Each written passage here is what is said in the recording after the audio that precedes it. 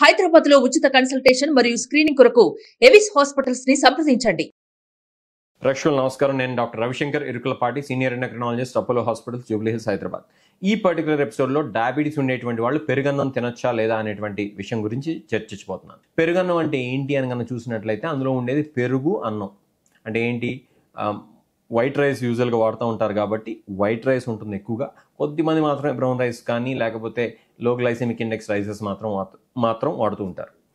దాంతోపాటు పెరుగు కూడా ఉంటుంది. పెరుగు అంటే అందరికీ తెలిసిందే, కర్డ్స్ అని చెప్తూ ఉంటాం. ఇంకా చెప్పాలనుకుంటే యోగర్ట్ అని కూడా చెప్తూ ఉంటాం. ఇదే కాకుండా కొంతమంది అందులో సాల్ట్ కూడా యాడ్ చేస్తూ ఉంటారు. కొంతమంది అయితే కనుక ఇంకా టేస్ట్ బాగుండటం కోసం అని చెప్పి ఈ యొక్క అన్నాన్ని కొంచెం గ్రైండ్ చేయడం కానీ మెత్తగా చిదపడం కానీ చేస్తూ ఉంటారు. కొంతమంది అయితే దానికి తాళింపు కూడా వేస్తూ ఉంటారు. ఇది మనందరం చూసేటువంటి విషయమే. కొంతమంది అయితే దీంతోపాటు పికిల్ కూడా పెట్టుకుని, అది మామిడికాయ పికిల్ కావచ్చు, లేకపోతే నిమ్మకాయ పికిల్ కావచ్చు, పచ్చళ్ళు ఏవైతే ఉన్నాయో వాటితో పాటు నంచుకొని తింటూ ఉంటారు.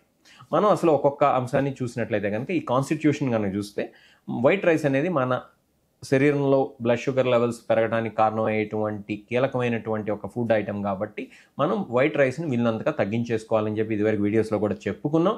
ఒకవేళ మీరు రైసే తినాలనుకుంటే కనుక బ్రౌన్ రైస్ కానీ, లెస్ పాలిష్డ్ రైస్ కానీ, లేకపోతే low glycemic index varieties of rice ఏవైతే మార్కెట్లో ఉన్నాయో వాటిని మాత్రమే వాడుకోవాలని చెప్పి ఇదివరకే చెప్పుకున్నాను.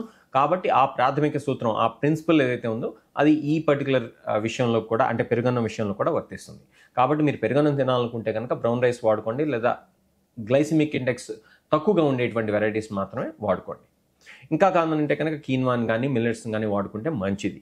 అలా లేదు నాకు రైసే కావాలనుకుంటే మాత్రం ఇంతకుముందు చెప్పినటువంటి విధంగా దాని ఆల్టర్నేటివ్స్ ఏవైతే ఉన్నాయో, అంటే low glycemic index rice varieties కానీ లేకపోతే లెస్ పాలిష్డ్ రైస్ కానీ వాడుకుంటే మంచిది. ఇక పెరుగు విషయానికి వచ్చినట్లయితే కనుక పెరుగు అనేది మన శరీరానికి చాలా మంచిది. అది ప్రోబయాటిక్ కింద పనిచేస్తుంది, మన గట్ హెల్త్కి మంచిది.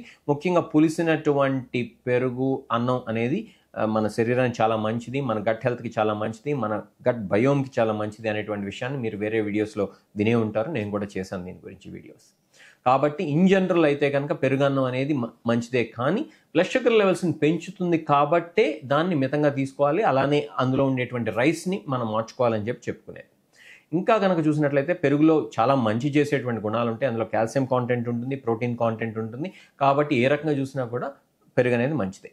కాకపోతే ఒకటి గుర్తుంచుకోండి, ఆ పెరుగు అనేది బాగా ఫుల్ ఫ్యాట్ డైరీ ప్రోడక్ట్ తో చేసింది మాత్రం కాకూడదు. ఎందుకంటే అంత ఫ్యాట్ కనుక ఉన్నట్లయితే కనుక మన కొలెస్ట్రాల్ పెరగడం కావచ్చు, ఒబేసిటీ రావడం కావచ్చు, ఇటువంటి ప్రాబ్లమ్స్కి లీడ్ చేయొచ్చు. కాబట్టి ఈ లో ఫ్యాట్ మిల్క్తో చేసినటువంటి పెరుగు అయితే కనుక మంచిది. నెక్స్ట్, అందులో వేసేటువంటి ఉప్పు, దయచేసి ఉప్పుని మాత్రం ఎడిటివ్గా వేయొద్దు. అలా వేసినట్లయితే కనుక మీకు బ్లడ్ ప్రెషర్ రావటం, అలానే కిడ్నీ సమస్యలు రావటం, అట్లానే హార్ట్ ఫెయిల్యూర్ లాంటి సమస్యలు రావచ్చు. కాబట్టి దయచేసి ఎక్స్ట్రా సాల్ట్ మాత్రం మీరు తినేటువంటి పెరుగన్నంలో యాడ్ చేసుకోవద్దు. ఇంకా చూసినట్లయితే కనుక తాళింపు పేరుతో ఆ టేస్ట్ కోసం అని చెప్పి చాలామంది చేస్తూ ఉంటారు. తాళింపు చేస్తే అందులో వేసేటువంటి నూనె విషయంలో జాగ్రత్తగా ఉండండి, చాలా తక్కువ క్వాంటిటీ మాత్రమే వాడుకోండి. Last but not the least ఏంటంటే, చాలామందికి పెరుగన్నంలో పికిల్స్ అంటే పచ్చళ్ళు నంచుకునేటువంటి అలవాటు ఉంటుంది. ముఖ్యంగా చెప్పుకోవాల్సింది మనం ఏంటంటే మామిడికాయ పచ్చడి కానీ లేకపోతే సీజనల్గా ఏ పచ్చళ్ళు పెడితే ఆ పచ్చళ్ళు నంచుకుంటూ ఉంటారు. కొంతమంది అయితే నిమ్మకాయ పచ్చడి నంచుకుంటూ ఉంటారు, ఇంకొంతమంది అయితే నాన్ వెజ్ పచ్చళ్ళు కూడా నంచుకుంటూ ఉంటారు.